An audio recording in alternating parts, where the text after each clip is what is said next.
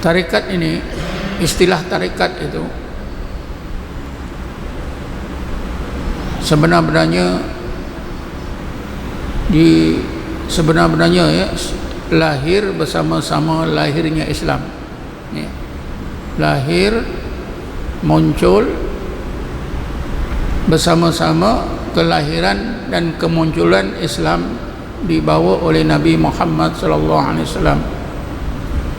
Cuma istilah tarekat itu mungkin tidak diperhatikan oleh kita. Masyarakat Islam di akhir zaman tidak memerhatikan, ataupun mungkin tidak dapat pendedahan mengenai tarekat. Bagaimanapun tuan-tuan ya, berbagai ilmu yang wujud di kalangan umat Islam pada hari ini asasnya memang ada, hakikatnya memang ada di dalam Islam yang dibawa oleh Nabi Muhammad.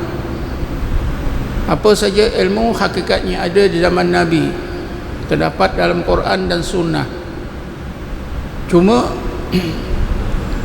Cuma kita saja yang tidak didedahkan dengan sejelas-jelasnya. Maka kerana itulah kita selalu mempertikaikan istilah-istilah yang seperti ini, seperti istilah tarekat, istilah tasawuf.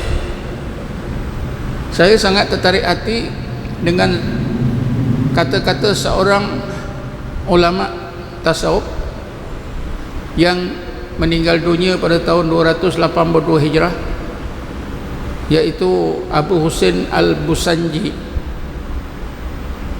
Beliau menegaskan at-tasawufu al-yawma ismun bila haqiqatin wa qad kana haqiqatan bila ismin.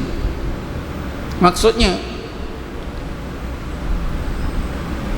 tasawuf, ilmu tasawuf itu pada hari ini maksudnya di zaman hidupnya Abu Husain Al-Busanji di abad yang ketiga Hijrah. Jadi beliau menegaskan tasawuf pada hari ini, pada kurun ketiga itu, ismun bila haqiqatin, namanya ada tapi hakikat tasawuf sudah hilang. Hakikat tasawuf sudah hilang, nama ada tasawuf, sufi, tapi hakikat tasawuf, hakikat orang sufi itu sudah hilang, nama saja ada. Waqad kana haqiqatan bila ismin. Pada masa dulu, zaman Nabi, zaman sahabat, tasawuf itu ada hakikatnya, walaupun namanya tak ada. Istilah tasawuf tidak terkenal, tapi hakikat tasawuf itu sudah ada. Jadi begitu juga lah tuan-tuan tarekat. Tarekat itu adalah amalan yang utama di dalam tasawuf, satu asas yang sangat penting dalam tasawuf. Hakikatnya ada di zaman Nabi. Nah, walaupun namanya tidak disebut-sebut, walaupun ada disebut, tapi tidak seperti di zaman sekarang. Jadi kalau kita sebutkan sama juga ya, sama saja pandangan pandangan Abu Husain Al-Busanji, at-tasawuf al-yawma ismun bila haqiqatin. Tasawuf itu pada abad ketiga ini namanya ada, digembur-gemburkan, disebut-sebut, hakikat tasawuf tidak ada. Di zaman Nabi, zaman sahabat, namanya tidak tersebut. Nama istilah tasawuf itu tak kedengaran pun, tapi hakikat tasawuf itu ada. Ada satu lagi tuan-tuan, syair seorang sufi. Syair ini menggambarkan keadaan tasawuf pada masa itu. Apa bunyi syair ni?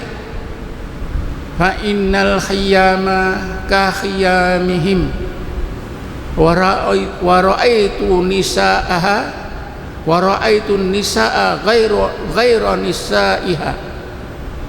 Saya ulangi lagi sekali. Fa innal khiyama ka khiyamihim ra'aitu nisaa ghairu nisaiha. Maknanya aku nampak khemah itu seperti khemah mereka, tetapi aku nampak perempuan-perempuan yang ada di khemah itu bukan isteri-isteri mereka.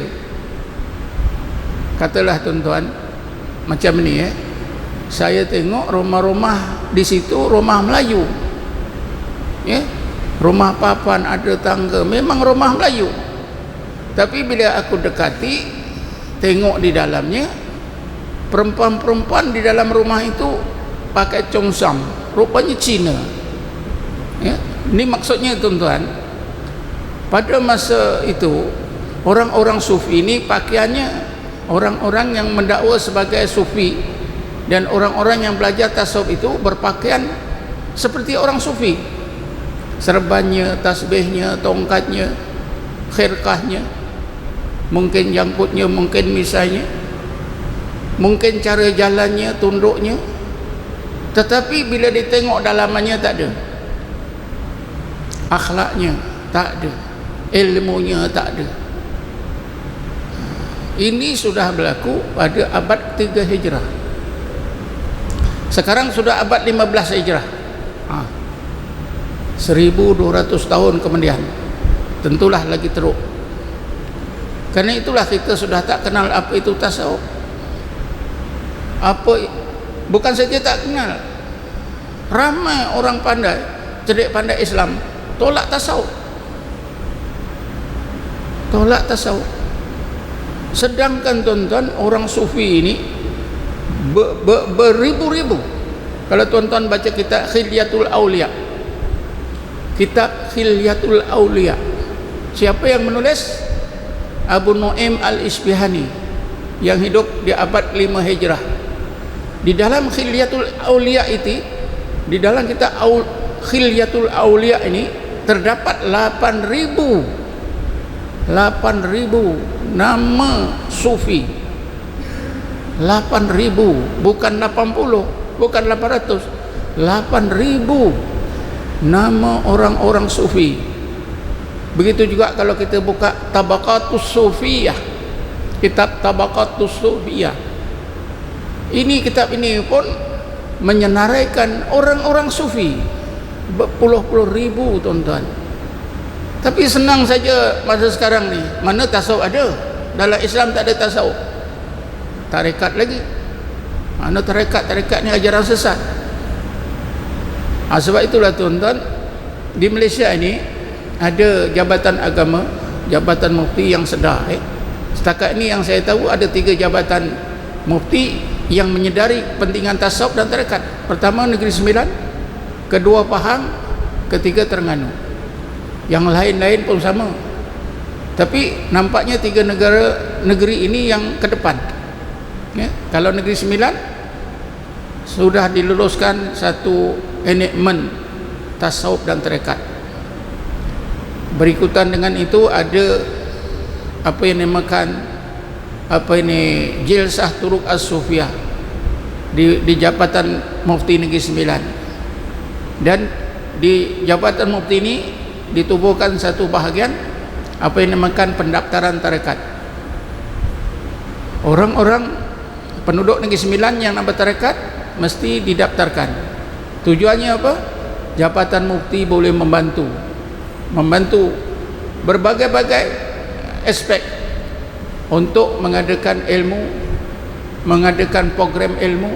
Sebab orang tarekat mesti berilmu. Kalau bertarekat berzikir tak ada ilmu, boleh menjadi macam-macam. Negeri Pahang juga sudah mengadakan seminar seperti Terengganu, dan Terengganu yang terakhir. Pahang pun akan mengadakan enakmen tarekat. yang saya tahu. Kerana pada akhir tahun lepas saya juga menulis, saya juga dikehendaki menulis untuk seminar apa yang disebutkan oleh Jabatan Mufti Negeri Pahang, Convention Fatwa khusus mengenai tasawuf dan tarekat. Dan saya salah seorang penulis kertas kerja.